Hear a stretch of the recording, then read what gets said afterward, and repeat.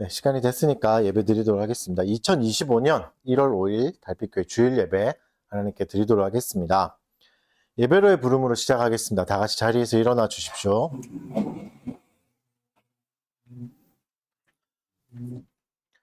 우리 하나님이여 영광과 존귀와 권능을 받으시는 것이 합당하오니 주께서 만물을 지으신지라 만물이 주의 뜻대로 있었고 또 지으심 받았느니라 하더라. 아멘.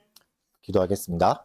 사랑하는 주님 감사합니다. 2025년 새해를 맞게 해주시고 또 주 앞에 나와서 하나님을 기억하고 복된 날을 누리면서 하나님을 예배할 수 있게 해주셔서 감사합니다.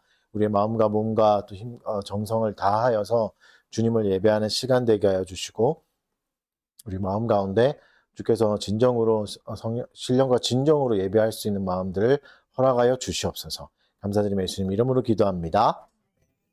영광송 찬송하겠습니다. 찬송가 10장입니다.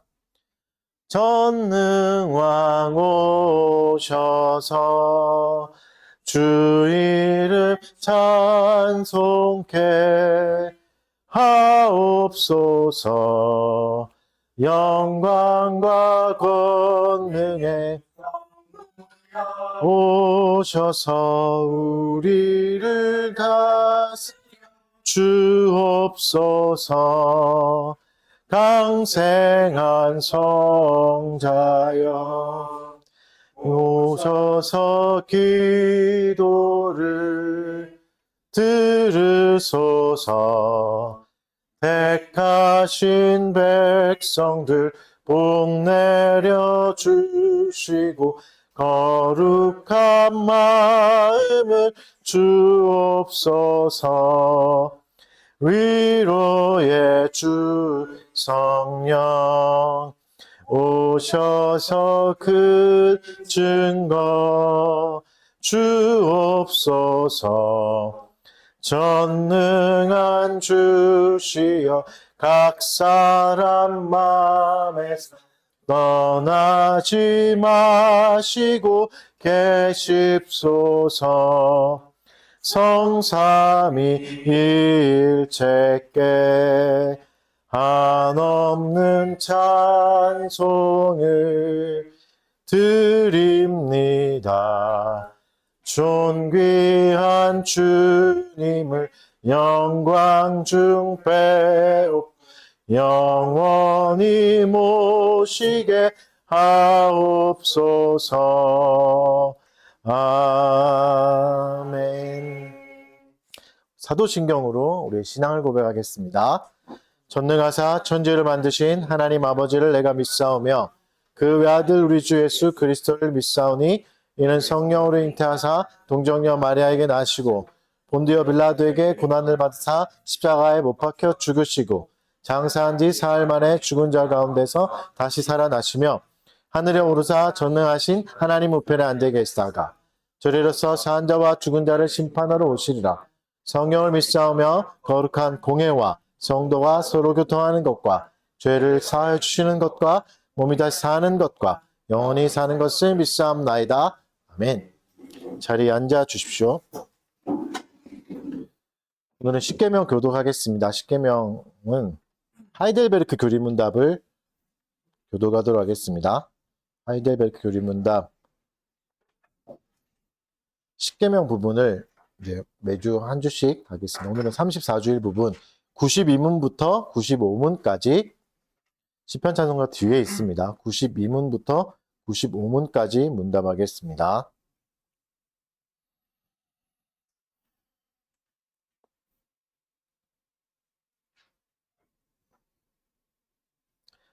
(92문) 하나님의 율법이 무엇입니까?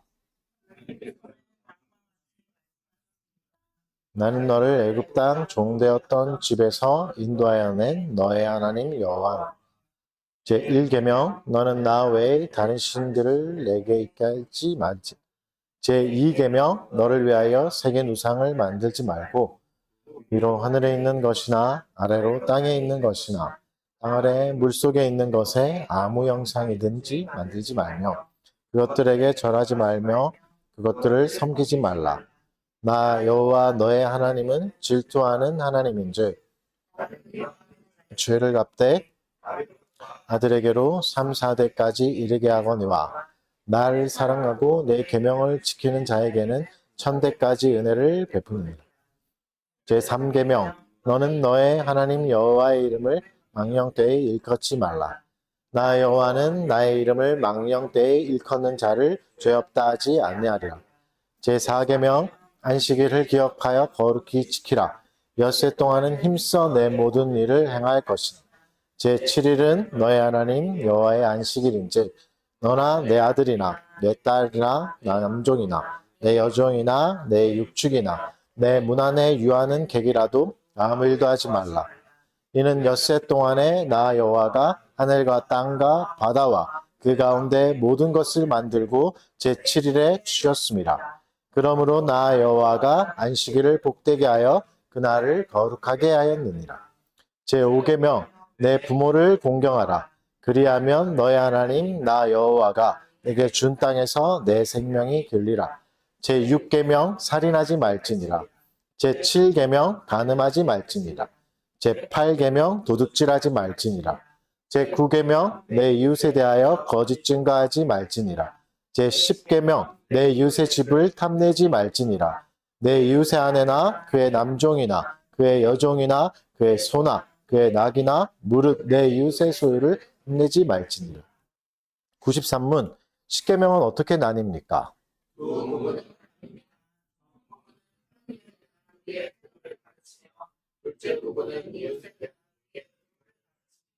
93은 제1계명에서 하나님께서 요구하시는 것은 무엇입니까?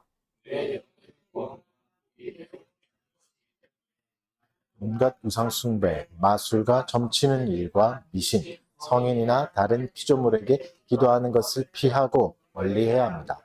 더 나아가 유일하고 참되신 하나님을 바르게 알고 그분만을 신뢰해야 하며 모든 겸손과 인내로 그분에게만 복종하고 모든 좋은 것들을 오직 그분에게서만 기대하며 마음을 다하여 그분을 사랑하고 경외하며 그분만 섬겨야 합니다. 그러므로 지극히 작은 일이라도 하나님의 뜻을 거슬러 행하기보다는 오히려 모든 피조물을 보게 합니다. 95문 우상숭배란 무엇입니까? 자신을 계시하신 유일하고 참되신 하나님 대신 혹은 하나님과 나란히 다른 어떤 것을 신뢰하거나 보완하여 소유하는 것입니다. 이 시간에 죄의 공적인 고백하도록 하겠습니다. 우리의 존재적인 죄를 하나님의 앞에 또 회개하고 우리의 잘못된 욕망과 욕심들 하나님 위에 다른 곳으로 향하는 마음들을 회개하시고 또 마음으로 떠오르는 것들 또 깨닫지 못하는 것들 회개하는 시간, 은혜를 구하는 시간 갖도록 하겠습니다.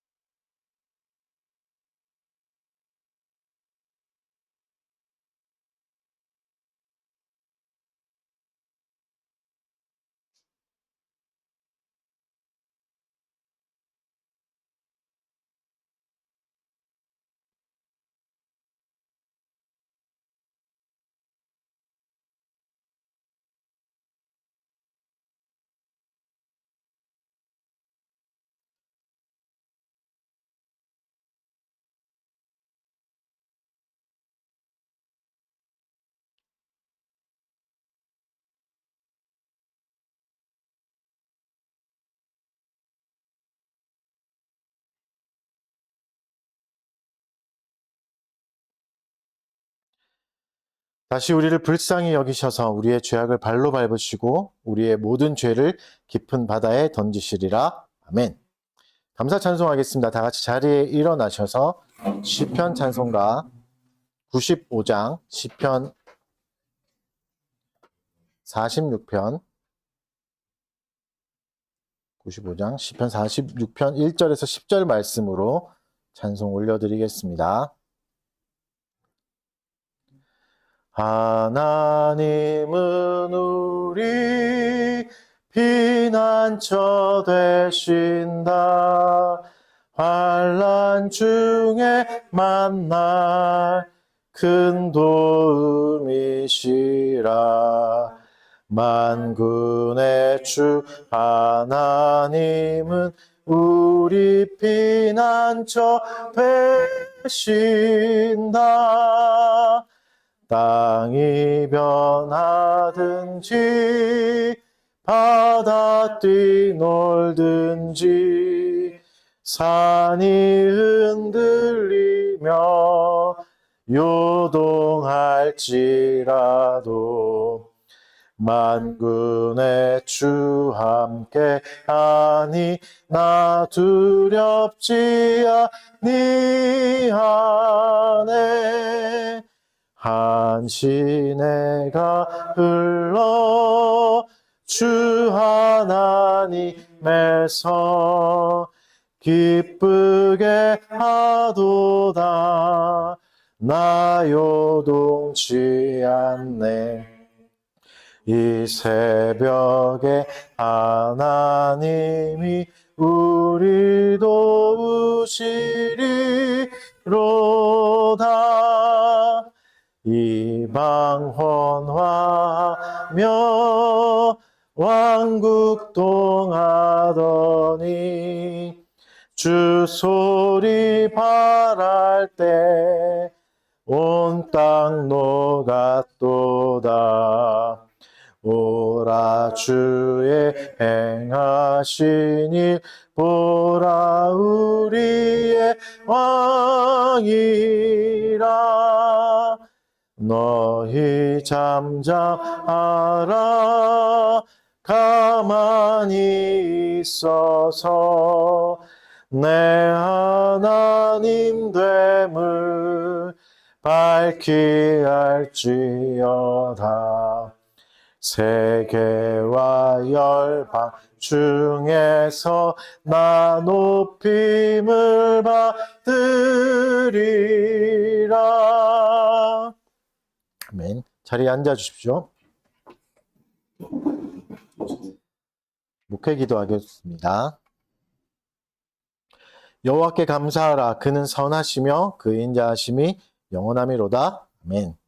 선하시고 인자하심이 영원하신 하나님 아버지, 오늘도 이 거룩한 예배의 자리로 우리를 불러주셔서 감사합니다. 지난 한 해 동안 우리를 지켜주시고 인도하여 주신 주님의 은혜에 감사드립니다. 새해를 맞아 또 새날을 주시고 주의 크신 사랑과 은혜 가운데 거하게 하시니 감사합니다. 주님은 우리의 창조주시며 구원자이시고 또 영원한 생명의 근원이심을 고백합니다. 주님은 언제나 우리를 선한 길로 인도하시고 우리에게 필요한 모든 것을 공급해 주시는 분입니다. 주님의 크신 사랑과 은혜를 찬양하며 온 마음과 정성을 다해 주님께 예배를 드립니다. 거룩하신 하나님, 지난 한 해를 돌아보며 또 오늘을 돌아보며 우리의 죄와 허물을 고백합니다. 주님의 뜻대로 살지 못하고 세상의 유혹에 흔들리며 이기적인 마음으로 살아왔던 우리의 죄를 용서하여 주옵소서. 때로는 주님의 말씀을 잊고 우리의 생각과 욕심대로 행했던 어리석음을 용서하여 주옵소서. 주님의 보혈로 우리를 깨끗하게 씻어 주시고 또 새 마음과 새 영을 허락하여 주옵소서.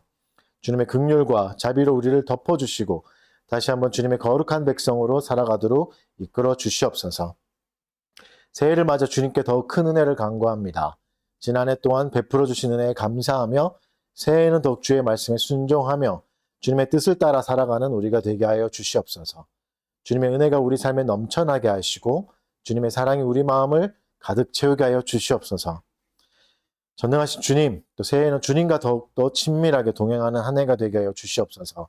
주의 말씀을 더 깊이 묵상하게 하여 주시고 기도하는 시간들을 통해 주님과 깊이 교제하게 하여 주시고 주의 음성에 귀 기울이며 주의 인도하심을 따라가는 우리가 되게 하여 주시옵소서. 달빛교회 성도들을 위해 기도드립니다. 새해에는 모든 성도들이 영육간에 강건하게 하여 주시옵고 또 질병으로부터 보호하여 주시옵소서. 건강한 마음과 몸으로 또 주님을 섬기고 이웃을 사랑하며 살아갈 수 있도록 인도하여 주시옵소서. 또한 성도들이 서로 사랑하고 화합하고 아름다운 관계를 맺어갈 수 있도록 도와주시옵소서. 서로를 이해하게 하여 주시고 배려할 수 있는 넉넉함을 허락하여 주시고 주 안에서 하나가 될 수 있는 공동체가 되게 하여 주시옵소서. 주님, 우리가 서로를 용서하게 하시고 사랑하게 해주시고 주께서 우리의 죄를 용서하신 것처럼 서로의 허물을 덮어주시고 사랑으로 감싸주시는 공동체가 되게 하여 주시옵소서. 미움과 다툼을 버리고 화평과 용서가 넘쳐나는 달빛교회가 되도록 인도하여 주시옵소서. 주님, 새해에는 성도들이 좋은 직장으로 인도되게 하여 주시옵소서. 각자의 재능과 은사에 맞는 직장을 찾게 하여 주시고, 또 주께서 주의 영광을 드러내는, 그곳에서 주의 영광을 드러내는 삶을 살 수 있도록 인도하여 주시옵소서. 또한 어디에 있든지 간에 하나님의 영광을 주목하며 살아가게 하여 주시옵소서. 모두가 맡겨진 일에 최선을 다하게 하시고 정직하고 성실하며 또 주의 빛을 세상에 비추는 삶을 살아가게 하여 주시옵소서. 사랑하는 청소년들도 강건하게 하여 주시고 새해에는 더욱더 건강한 모습으로 또 힘찬 모습으로 또 공부에도 열정을 더하여 주시고 열심을 더하여 주시고 게으르지 않게 하여 주시고 하나님 주신 시간을 최선을 다해서 잘 사용할 수 있는 청소년들이 되게 하여 주시옵소서. 모든 가정 가운데 화평을 허락하여 주시고 경제적 복도 허락하여 주셔서 주님을 섬기는데 부족함 없도록 모든 가정을 인도하여 주시옵소서. 이 모든 간구를 우리를 죄에서 구원하시고 영원한 생명을 주신 우리 주 예수 그리스도의 이름으로 기도드립니다. 아멘. 말씀을 보겠습니다. 오늘은 시편 46편 1절에서 11절 말씀 보도록 하겠습니다.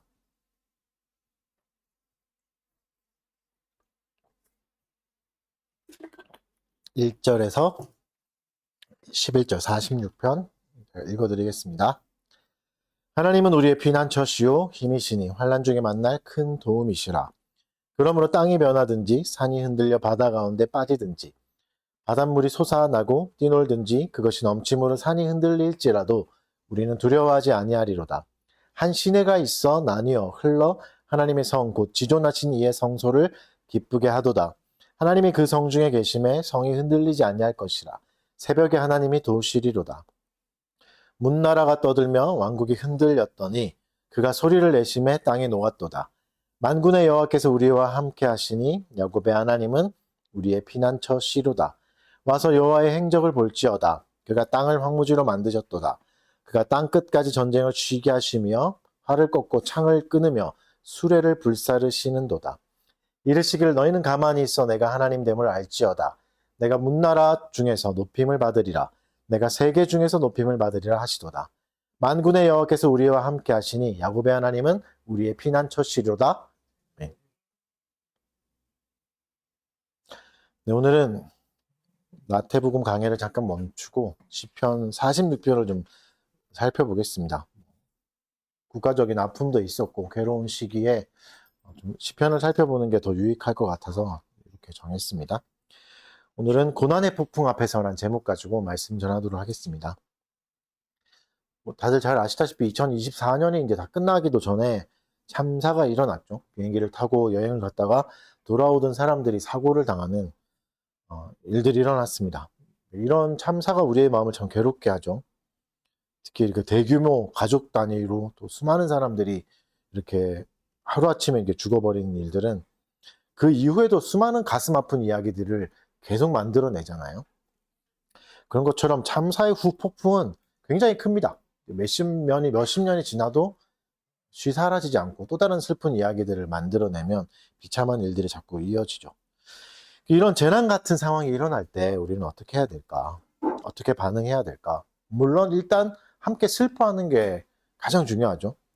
가슴 아파하고 애통하는 것들이 가장 중요합니다.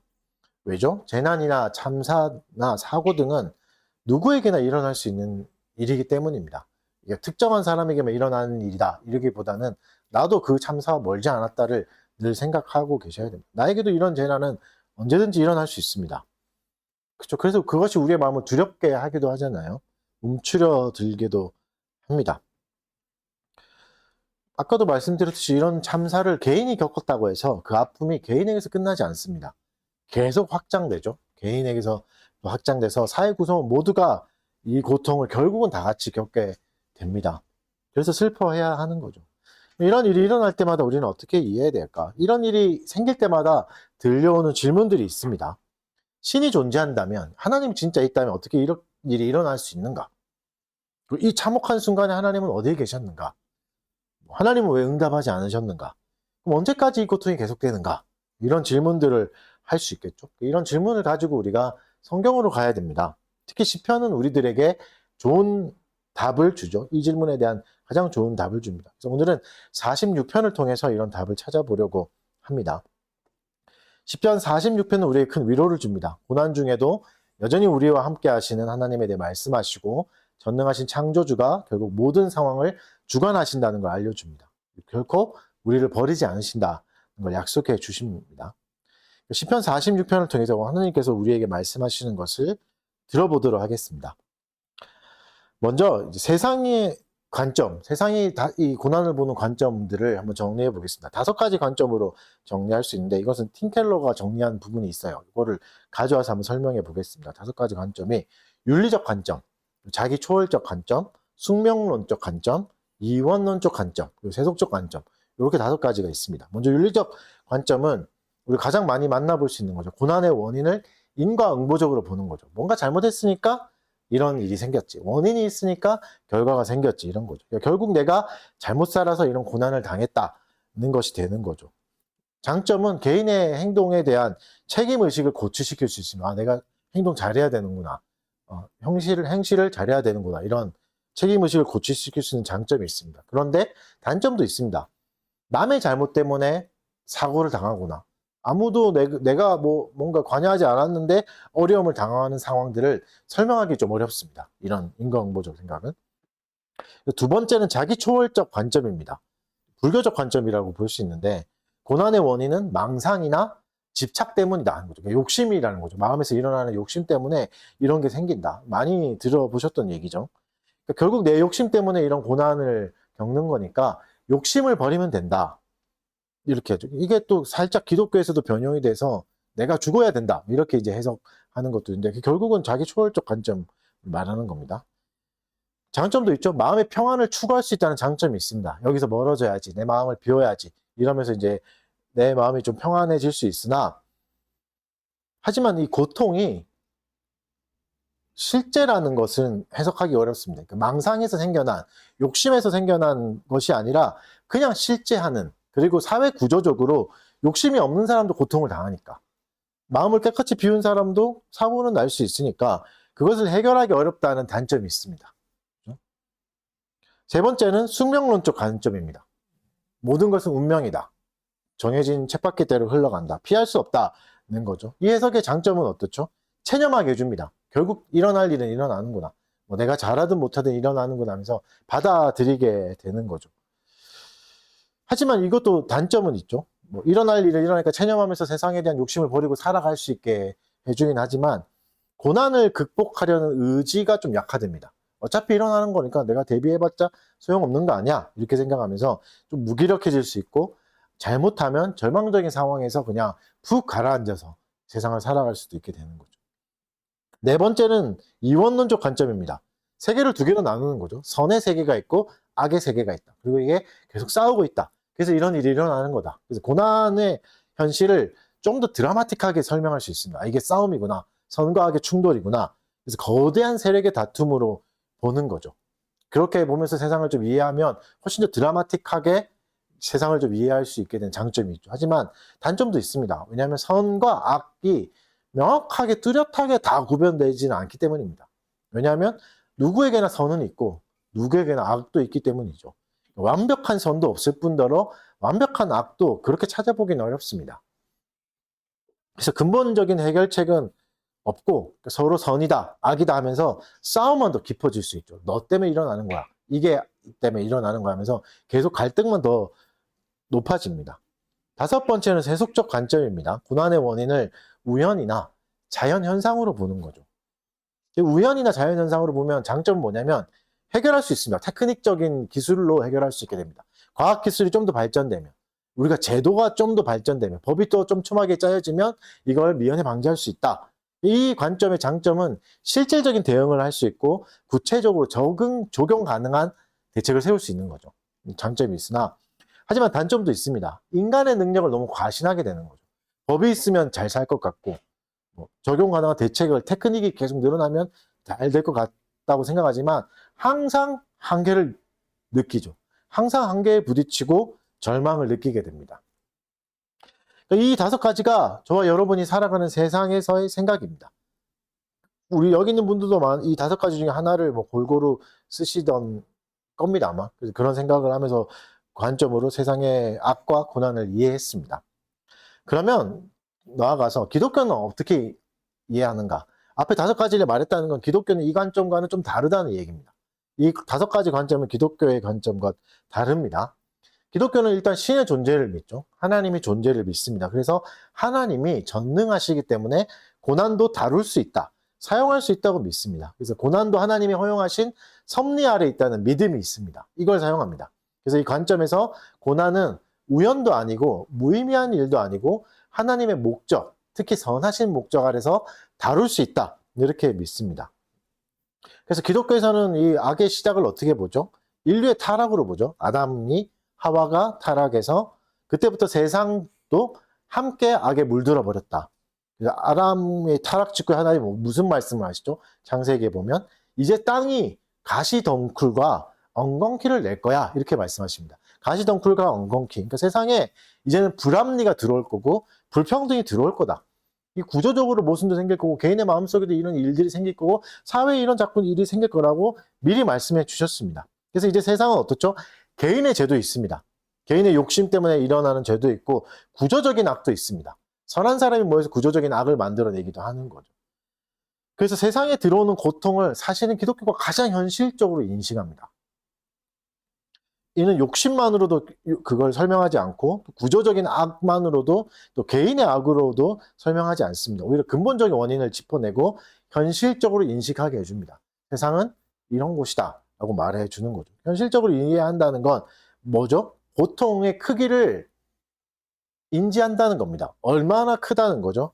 인간이 해결하기 어려울 수준이다. 인류의 시작부터 있었으니까. 그때부터 온 것이어서 인간의 능력으로 해결할 수 있는 수준이 아니다. 이 말입니다. 그러니까 이 말은 뭐죠? 사람이 고난을 다루기는 어렵다. 사람은 고난을 다루기 어렵다. 하지만 하나님이 고난을 능숙하게 다룰 수 있다고 말씀하시는 겁니다. 그래서 하나님은 어떻게 사용하시죠? 이 고난을 자녀들을 연단시키는 불로 사용하셔서 자녀들을 연단시킵니다. 자녀들을 성장시킵니다. 이 과정 안에서 고난을 만난 성도들은 겸손해지고 믿음이 자라나는 거죠. 고난을 통해서 우리는 하나님과 더 가까워지기도 합니다. 많은 것을 잃어버릴 때가 있죠. 그제서야 근데 그리스도가 우리 인생에 얼마나 큰 의미고 전부가 되시는가를 알게 되는 거죠. 물론 어떤 사람은 고난을 만나서 신앙을 떠나기도 합니다. 신앙을 버리기도 하지만 또 다른 어떤 사람은 고난을 통해서 하나님을 더 깊이 신뢰하기도 합니다. 어떤 생각을 가지고 어떤 자세로 고난을 이해하고 맞이하느냐에 따라서 우리의 삶은 결이 달라지는 거죠. 그래서 오늘 본문은 처음부터 강하게 고백하고 시작합니다. 우리 같이 1절을 읽어보겠습니다. 46편 1절 시작.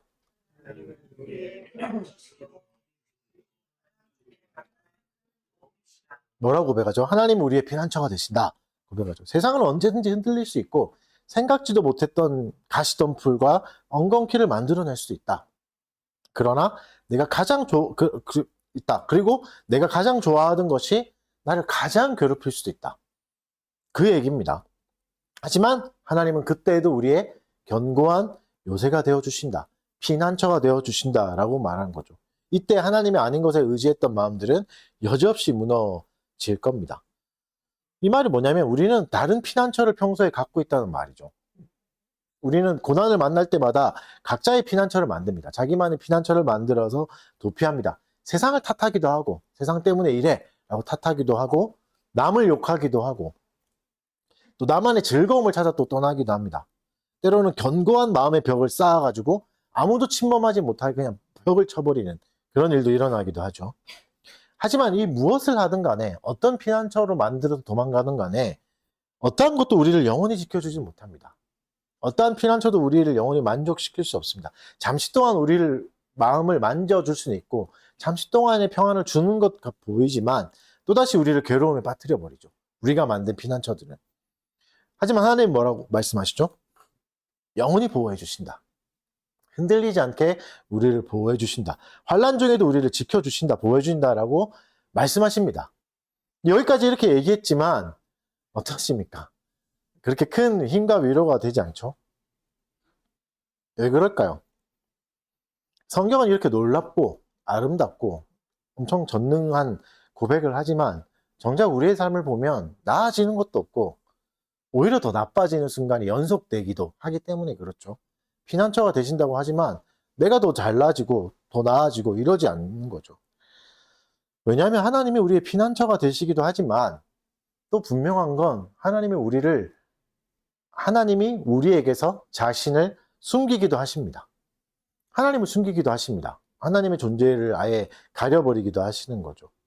물론 그렇다고 해서 이것이 하나님 우리를 영원히 버리셨다거나 피난처가 되어주시지 않는다, 이런 의미는 아닙니다.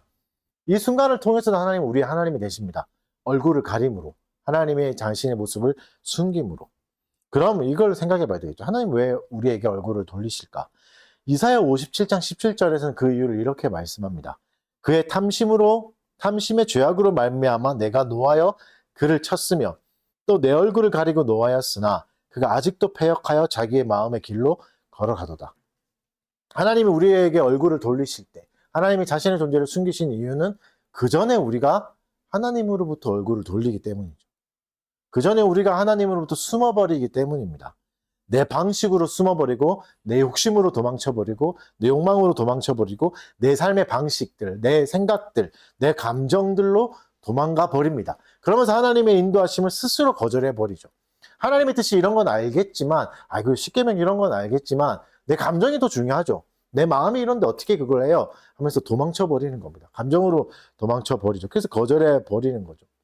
그러니까 하나님이 피난처가 되신다고 고백하긴 하지만 하나님을 피난처 삼기보다는 내 힘, 내 의지, 생각, 감정, 이것에 더 충실한 거예요. 이것을 더 의지하는 겁니다.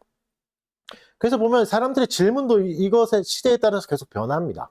구약에서는 어떻게 질문했죠? 내 구원의 하나님 왜 나를 버려두십니까? 내 하나님 왜 나를 버리십니까? 이렇게 구약은 질문해요. 수많은 선지자들이나 사람들이 시편의 내용도 그렇게 있지만 현대에 와서는 이 질문이 바뀌었죠. 어떻게 질문하죠? 만약 하나님이 있다면 이해할 수 없는 고통이 왜 이렇게 많아? 이렇게 질문하죠. 질문의 내용이 바뀐 걸 아십니까? 질문의 중심이 옮겨졌다는 게 느껴지십니까? 보이십니까? 그러니까 현대 신앙인을 포함한 사람들은 하나님에 대해서 논하기는 좋아합니다. 훨씬 더 많이 논합니다. 하나님은 이렇고 이런 성품이 있고 이렇다, 이런 특성을 가지고 있다. 하지만 정작 하나님을 나의 하나님으로 받아들이진 않습니다. 내가 따라야 할 말씀으로 받지는 않습니다. 나의 십계명으로 받지는 않습니다. 나의 말씀으로 받지는 않습니다. 하나님에 대한 다양한 경험도 늘어놓을 수 있고 다양한 지식도 늘어놓지만 정작 나의 하나님으로 믿고 따르지는 않는 거죠. 그래서 오늘 본문은 분명히 말씀하십니다. 땅은 변할 거고 산이 흔들리고 바다에 빠지는 순간이 올 거고 바닷물이 솟아나서 세상이 뒤흔들리고 산도 무너질 거다. 그 순간에도 하나님이 결국 우리의 도움이 되신다.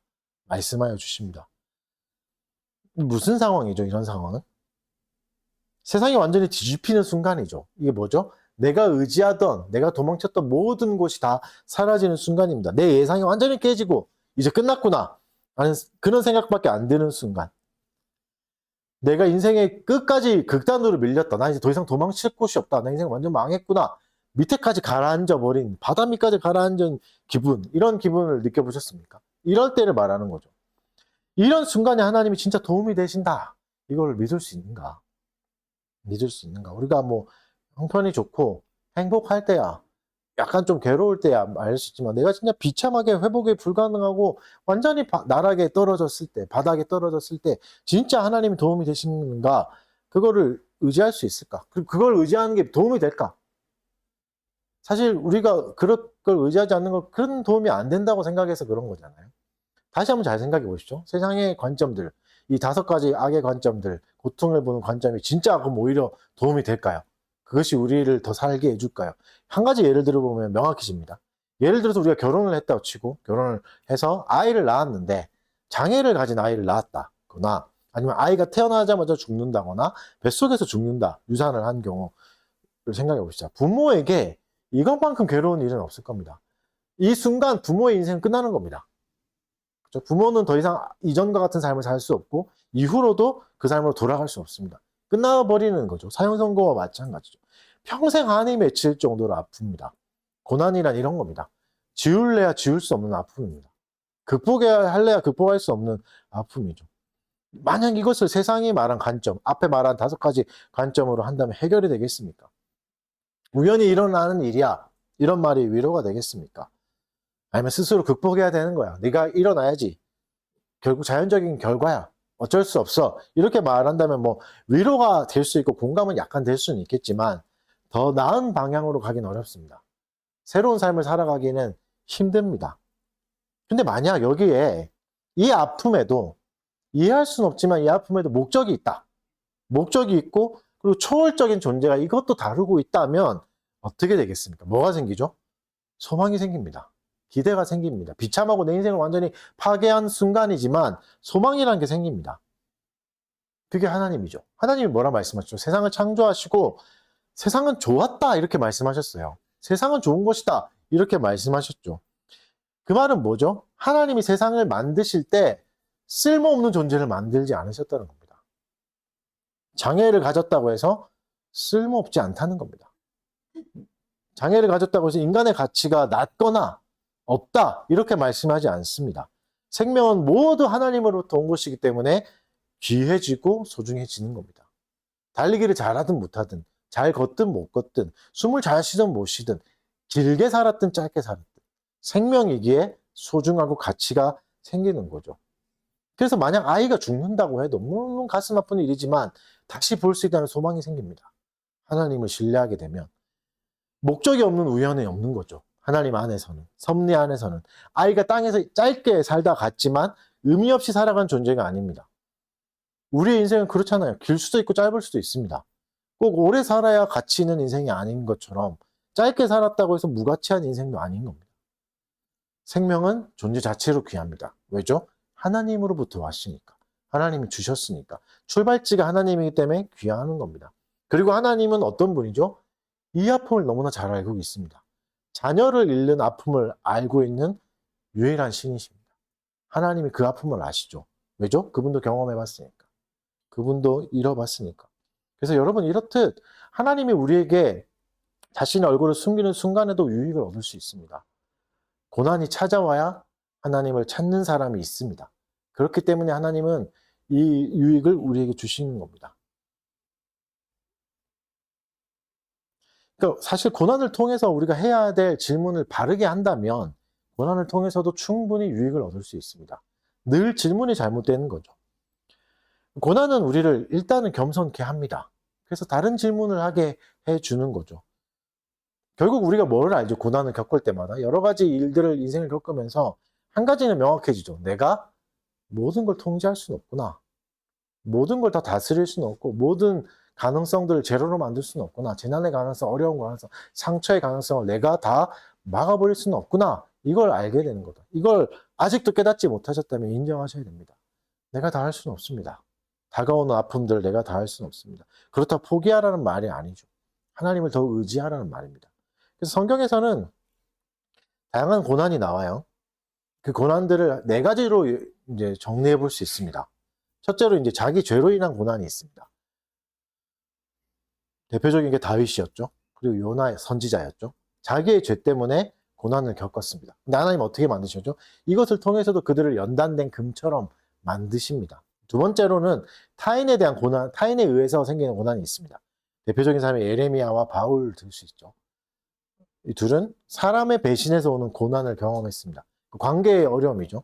에레미야는 같은 민족에게 핍박을 당했고 바울은 동역자에게 배신당하는 경험을 했습니다. 세 번째로는 상실에서 오는 고난이 있습니다. 사랑하는 사람을 잃는 것, 사랑하는 존재를 잃는 고난이 있죠. 사랑하는 오빠를 잃었던 사람이 마리아와 마르다가 있었잖아요. 이 아픔은 모든 사람이 다 겪는 아픔입니다. 누구도 빼놓지 않고 사랑하는 존재를 다 잃게 되기 때문에 모든 사람이 겪는 고난이죠. 죽음은 예외 없이 우리를 찾아오고 우리를 사랑하는 사람들 더 이상 볼 수 없게 만들 거니까. 세 번째. 네 번째는 의외로 많은 경우입니다. 이유를 알 수 없는 고난이 있습니다. 성경에서 이유를 설명하지 않는 고난도 너무 많습니다. 모든 고난의 이유를 우리가 다 알 수 없습니다. 그래서 우리가 겸손해야 되는 게 이것 때문입니다. 모든 고난의 이유를 다 진단해서 알 수 없습니다. 왜냐하면 우리의 인식의 한계는 세상의 모든 일들을 다 파악하거나 인식하거나 이해할 수 없잖아요. 우주도 이해하지 못하는데 우주 끝을 우리가 이해할 수 없는 것처럼 우리의 인식의 한계는 명확합니다. 대표적인 사람이 욥이죠. 욥은 가족이 다 죽고 재산을 다 잃는 고통을 당했지만 끝까지 그 이유나 원인은 알지 못했습니다. 욥기 1장, 2장을 읽은 우리는 아는 거지 욥은 몰랐습니다. 심지어 욥의 친구들도 고난의 이유는 결국 몰랐습니다.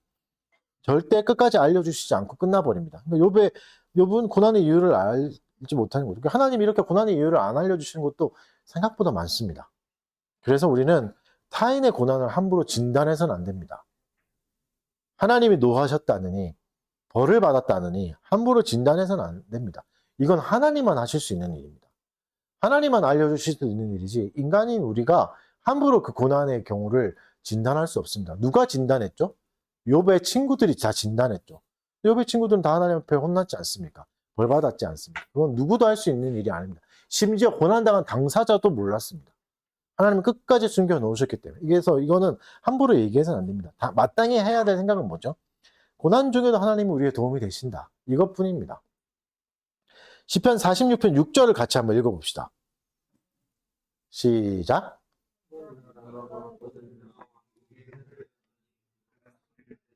땅이 놓았도다. 세상은 때로 고난으로 우리의 인생을 압도해 버리지만 하나님은 그 세상을 한순간에 뒤집어 버릴 수도 있습니다. 한마디 말씀으로 세상의 모든 것을 무너뜨릴 수도 있다는 거죠. 우리는 이걸 의지해야 됩니다. 그러니까 우리가 의지하는 모든 것이 한순간에 다 사라질 수 있습니다. 또 어떤 걸 생각해야죠? 세상의 온갖 불의함들이 우리를 영원히 괴롭힐 것 같지만, 영원히 이런 아픔에 있을 것 같지만 모든 것은 반드시 무너지는 날이 온다는 겁니다. 끝이 있습니다. 모든 악은 하나님의 말씀 앞에서 굴복해서 결국 다 무너질 겁니다. 그런 날이 올 겁니다. 세상이 타락한 건 사실입니다. 세상이 악에 물든 건 사실이죠. 하지만 이 모습이 영원하지 않다는 것도 사실입니다. 결국은 하나님이 원래 생각하시던, 하나님이 원래 디자인하신 모습대로 돌아갈 겁니다. 이 일들이 일어날 겁니다. 5절은 또 이렇게 말합니다. 5절 같이 읽겠습니다. 시작.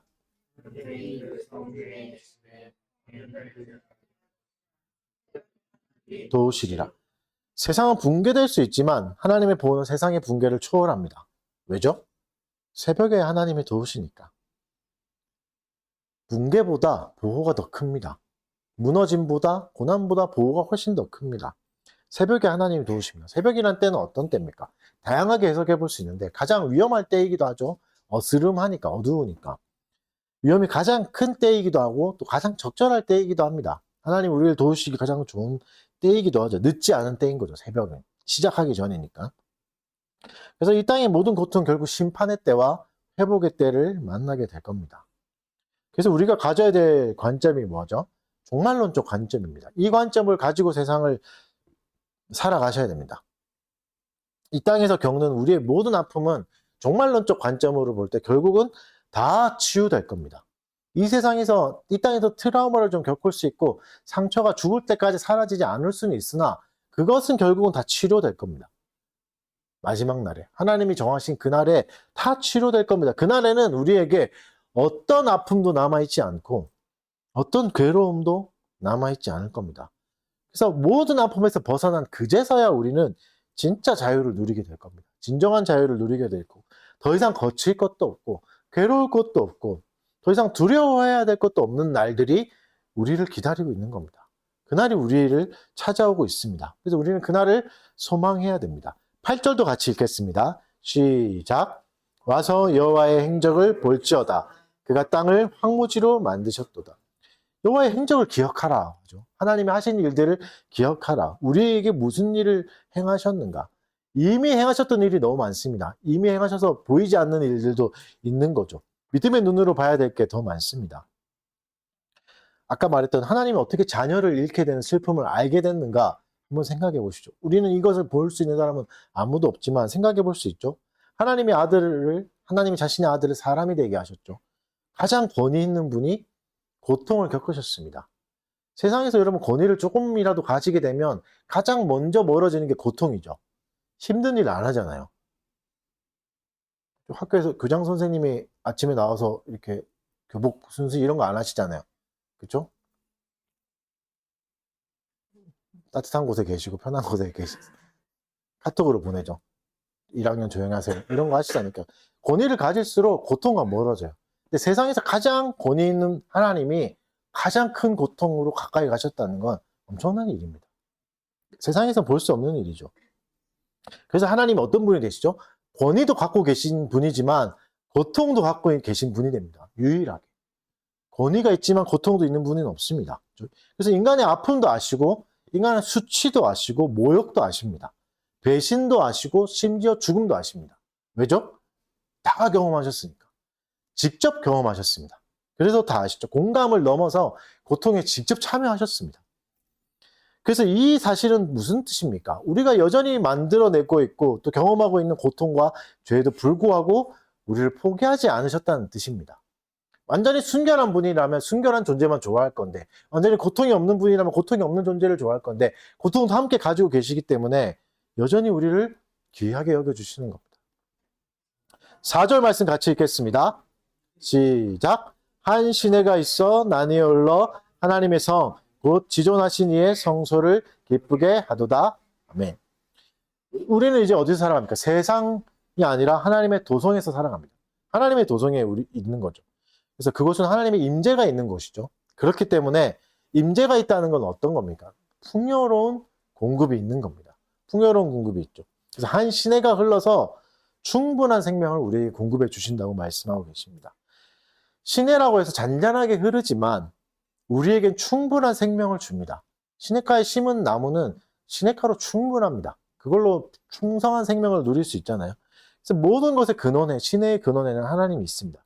그러니까 수온지로부터 흐르는 영광스러움을 우리가 경험하게 되는 거죠. 그러면 하나님이 고난의 때 우리에게 무엇을 요구하시는가?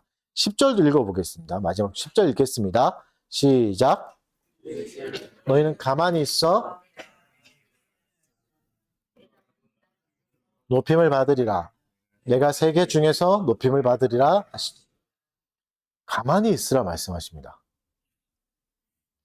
고통의 쓰나미 앞에서 우리는 우리의 무력함을 인정해야 됩니다. 왜냐하면 이 고통을 경험하면서 우리는 쉽게 악마적인 방법을 취할 수 있기 때문입니다. 타인의 고통을 나에게 유리하게 해석해버릴 수 있습니다. 사탄의 공격이다. 하나님이 허락하신 일이다. 이렇게 쉽게 결론 내서는 안 됩니다. 가만히 있어야 됩니다. 하나님 가만히 있으라고 하시잖아요. 우리의 분노도 가만히 있어야 됩니다. 분노하지 말란 말이 아닙니다. 가만히 있으라는 건. 분노조차도 하나님의 주권에 따라 행동하라는 겁니다. 지금 명령이 누가 하고 계신가를 들으라 하는 겁니다.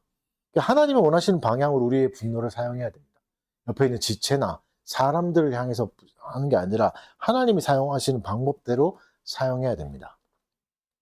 악한 행동이나 폭력적인 방식이나 그런 폭력적인 열매를 맺는 방식이 아니라 하나님을 신뢰하면서 하나님께 순종하는 방향으로 분노가 작동해야 됩니다. 가만히 있으란 말은 은혜를 기억하라는 말입니다.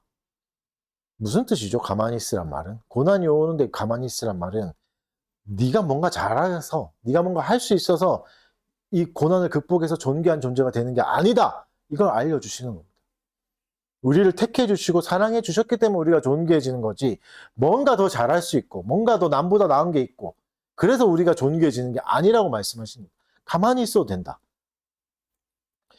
그래서 가만히 있으란 말씀은 이제 하나님 우리를 어떤 행동이나 결과로 평가하지 않겠다는 말씀입니다. 물론 우리는 열매로 우리를 구분할 수 있고 우리의 믿음을 알 수 있지만 그 열매는 우리가 생각하는 그런 화려한 삶이나 멋진 성공이나 그럴듯한 삶이 아닙니다.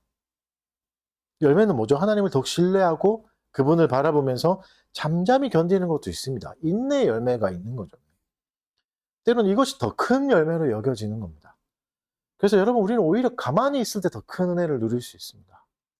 내가 사랑하는 것들이 사라져 갈 때 그제서야 여러분, 우리는 예수님이 진짜 나의 전부가 되시는구나를 그제서야 알 수도 있습니다. 하나님은 어떤 분이시죠? 전능한 분이십니다. 하나님이 전능하시다는 건 다 동의하시죠? 능력이 많다는 거잖아요. 능력이 많은 거죠. 그런데 여기서 또 중요한 게 있습니다. 내가 원하는 모든 것을 해주는 분으로만 인식해서는 안 됩니다. 램프의 요정이나 지니 같이, 나의 완벽한 비서 같이 나에게 모든 걸 다 해줄 수 있는 능력 있는 신, 이건 하나님의 전능하심을 인정하지 않는 겁니다. 오히려. 그럼 내가 원하는 대로 해줘야지만 하나님을 기뻐할 겁니까? 내가 원하는 삶을 살게 해주셔야지만 하나님을 기뻐할 겁니까? 그러면 그건 하나님을 능력 좋은 비서로 여기는 겁니다. 나 이런 삶을 원하니까 딱 이런 것까지만 해주세요. 더 이상 안 됩니다. 이런 거는 하나님을 섬기는 마음이 아니잖아요. 하나님이 내가 원하는 대로 행동하지 않으면 어떨 겁니까? 하나님이 내가 원하지 않는 걸 주시면 어떡할 겁니까? 띵동할 겁니까? 하나님과도 절교하고 관계를 잘라낼 겁니까? 그렇다면 이건 하나님으로 대하는 태도가 아닌 거죠. 하나님을 이제까지 그냥 능력 좋은 비서로 여겼다는 겁니다. 힘 있는 그냥 나를 도와주는 존재로만 여겼다는 거죠. 전능하시는 그렇게 대하는 걸 그런 피조물을 한번 생각해 보십시오. 그거 자체가 이상한 일입니다. 진짜 신이 있고 그 신이 전능하다면 우리는 함부로 그 신을 대해서는 안 됩니다. 하나님을 바라봐야 됩니다. 때론 여러분 우리의 고난을 아무도 모를 수 있습니다. 나 혼자만 아파할 수도 있습니다. 이게 우리를 더 괴롭게 하죠. 나는 굉장한 아픔을 겪고 있고 괴로움을 겪고 있는데 세상은 아무렇지도 않게 흘러가는 거죠. 오히려 세상은 즐겁고 기뻐할 때도 있습니다. 나는 이렇게 괴로운데 쟤들은 너무 좋아 죽네 이럴 수도 있잖아요. 이럴 때 우리는 완전히 고립되거나 버림받은 기분을 느끼잖아요. 근데 하나님은 어떻죠? 그런 날에도 우리를 주목하고 계십니다. 세상이 모를 뿐이지 하나님은 모르는 건 아닙니다. 누가복음 15장 10절에 이렇게 말씀하십니다. 내가 너에게 이르노니 이와 같이 죄인 한 사람이 회개하면 하나님의 사자들 앞에 기쁨이 되느니라. 무슨 말이죠? 한 명이 아무도 몰라주는 고난을 통과하면서 하나님께 회개하고 주를 더욱 깊이 의지하게 되면 하늘에서 잔치가 열립니다. 하늘이 기뻐합니다. 하나님이 기뻐하시는 일이고 하나님의 사자들도 즐거워합니다. 하늘에서는 너무나 기쁜 일이고 가치 있는 일이라고 여겨주시는 것이죠. 그래서 하늘에서 하나님과 하나님의 천사가 우리를 주목하고 있다는 걸 잊지 마십시오. 아무도 모르는 고난을 혼자 당하고 있을 때도 영원한 날 속의 하루를 우리는 한없는 응원과 위로를 함께 받고 있는 겁니다. 하나님이 기뻐하시고 있는 겁니다. 그것을 이겨나가는 거예요. 이런 고난을 통과하면서 우리의 태도는 점점 바뀌게 되죠. 고난은 생각보다 힘이 강해서 우리의 태도를 완전히 바꿔놓을 수 있습니다. 이 말은 바르게 사용하면 우리가 바뀌기 너무 좋은 도구가 되는 겁니다. 고난을 경험하기 전에는 자기 중심적으로만 생각할 수 있습니다.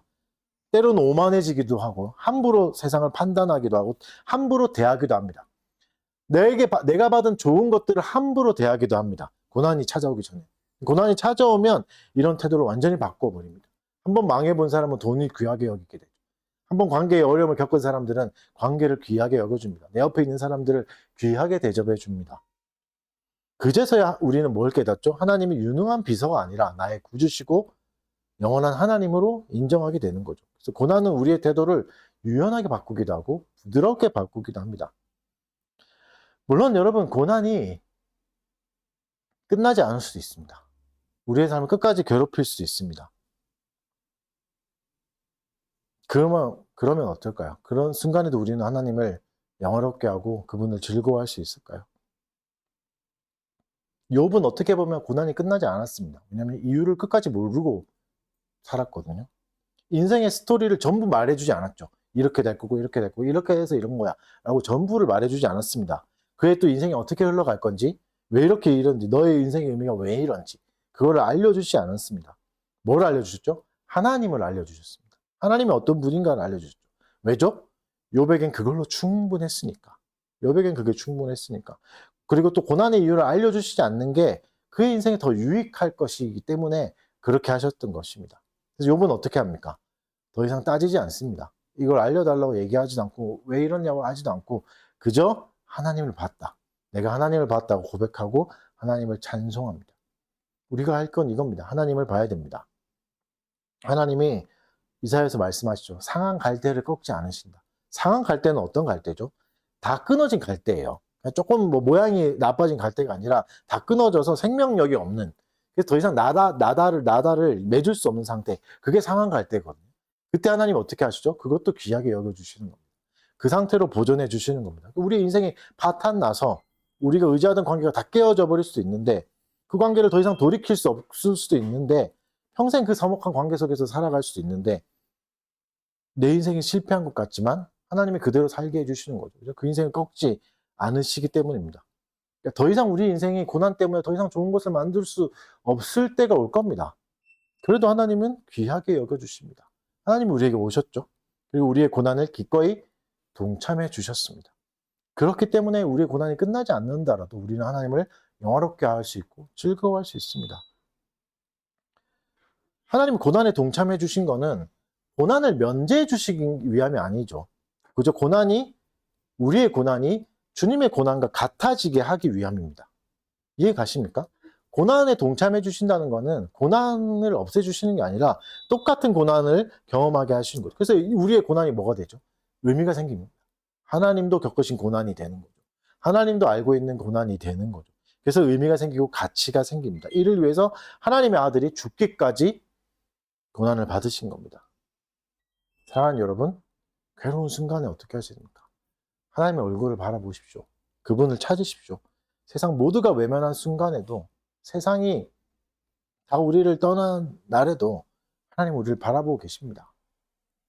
가만히 있으라 말씀하시고 능력의 주님을 보여주실 겁니다. 또 영원한 생명의 근원으로 우리를 초대하실 겁니다. 그 은혜를 누리시기 바랍니다. 풍성히 누리고 하나님을 즐거워하시길 바랍니다. 이 시간 잠깐 기도하도록 하겠습니다. 우리가 들었던 말씀 생각하면서 잠깐 기도하고 제가 기도하겠습니다.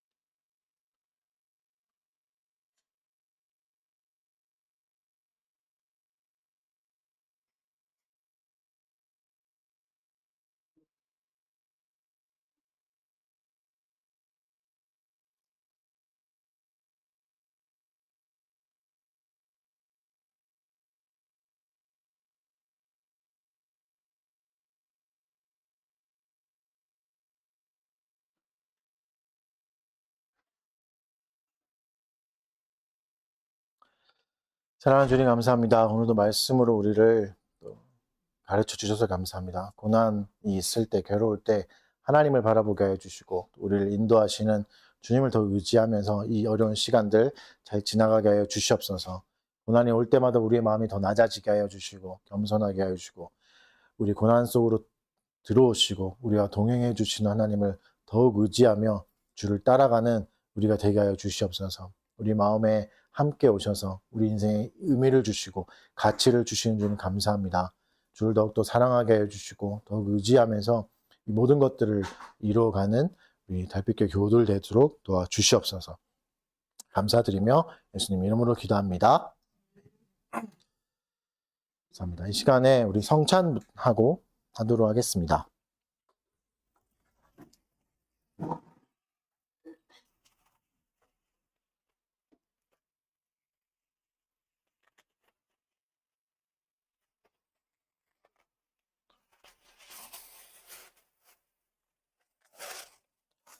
먼저 떡을 나누겠습니다. 먼저 기도하고 떡을 나누겠습니다. 사랑하는 주님 감사합니다.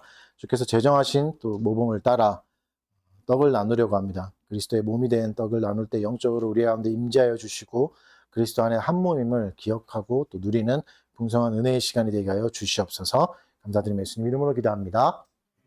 그리스도께서 십자가에서 이렇게 몸을 찢으셔서 우리에게 나눠주셨고 우리가 그리스도 안에서 한 몸이 되게 하셨습니다. 한 분씩 나오셔서 받으시고 안에 자리에 돌아가셔서 기념하도록 하겠습니다.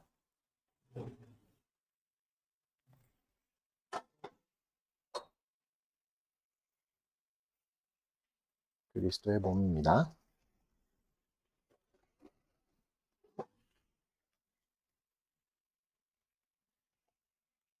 그리스도의 몸입니다.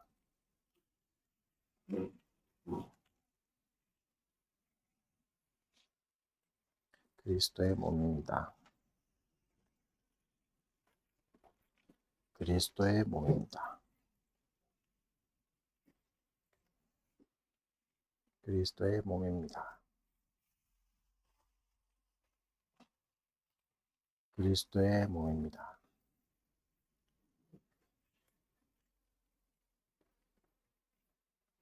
그리스도의 몸입니다.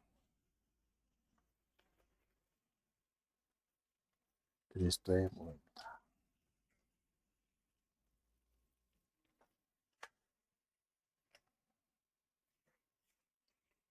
다 받으셨으면 네, 기념하도록 하겠습니다.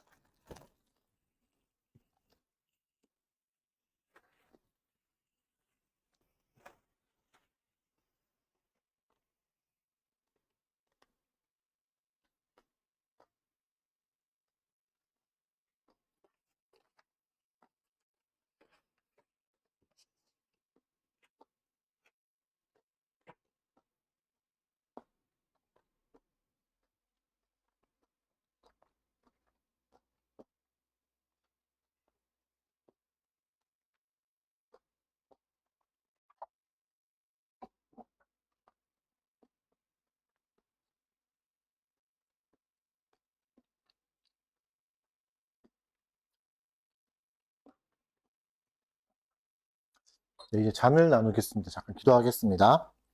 그리스도께서 제정하신 모범을 따라 잔을 나누려고 합니다. 이 피는 내가 너희를 위해 흘리는 피다 하셨던 것 기억하고 우리의 죄를 사하여 주시고 또 우리를 한 몸 되게 하시는 피임을 또 기억하고 영적으로 임재하시는 것을 믿음으로 취하는 은혜의 시간 되게 하여 주시옵소서. 감사드리며 예수님 이름으로 기도합니다. 그리스도께서 십자가에서 이렇게 피를 흘리셔서 우리를 죄에서 구원하여 주셨습니다. 한 분씩 나오셔서 기념하도록 하겠습니다.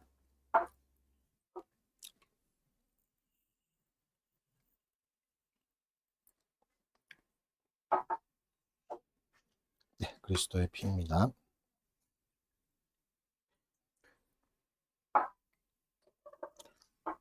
네.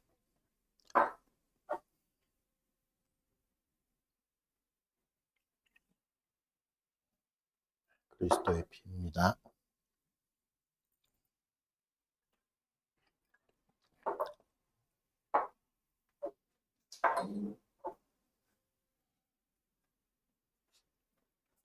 그리스도의 피입니다.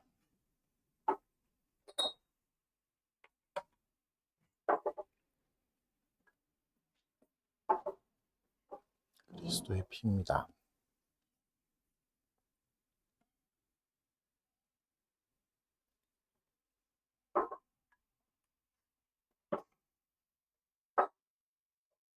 그리스도의 피입니다.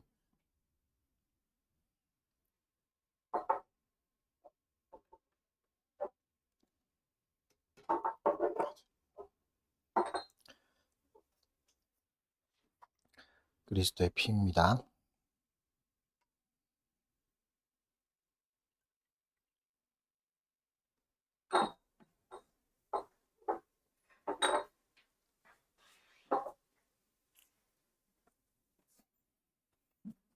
그리스도의 피입니다.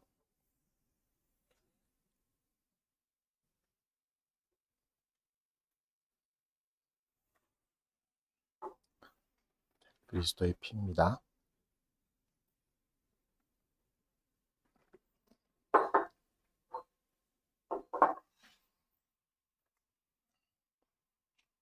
네, 다 같이 자리에 일어나셔서 감사 찬송하겠습니다. 하나님은 우리의 피난처가 되시며 찬송하겠습니다.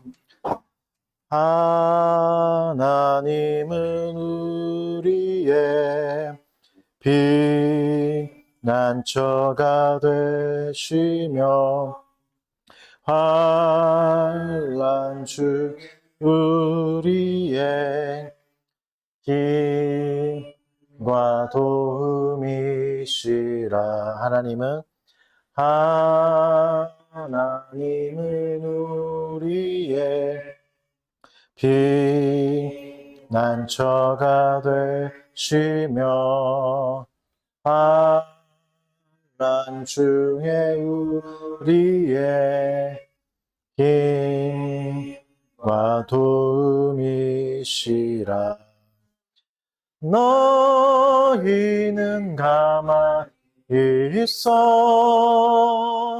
주가 하나님 말 말지어다. 열방과 세계 가운데 주가 높임을 받으리라. 너희는 가만히 있어. 주가 하나님 말지어다. 열방과 세계 가운데 주가 높임을 받으리라. 원상 기도하겠습니다. 사랑하는 주님 감사합니다. 우리에게 재물 얻을 힘을 주시고 또 주께서 베풀어 주신 일터와 모든 순간들을 통하여 하나님께 좋은 것을 돌려드리게 해주셔서 감사합니다. 주님, 또 드리지 못한 손길들도 기억하여 주시고 또 풍성한 것으로 인생을 채워주셔서 주께 인색하지 않게 하여 주시고 이웃을 돌보는 일에 적극적일 수 있는 넉넉한 마음과 경제적 상황도 허락하여 주시옵소서. 이 모든 것들 감사드리며 예수님 이름으로 기도드립니다. 강복선언으로 예배 마치도록 하겠습니다. 주 예수 그리스도의 은혜와 하나님의 사랑과 성령의 교통하심이 너희 무리와 함께 있을지어다. 아멘. 네, 자리에 앉아 주십시오.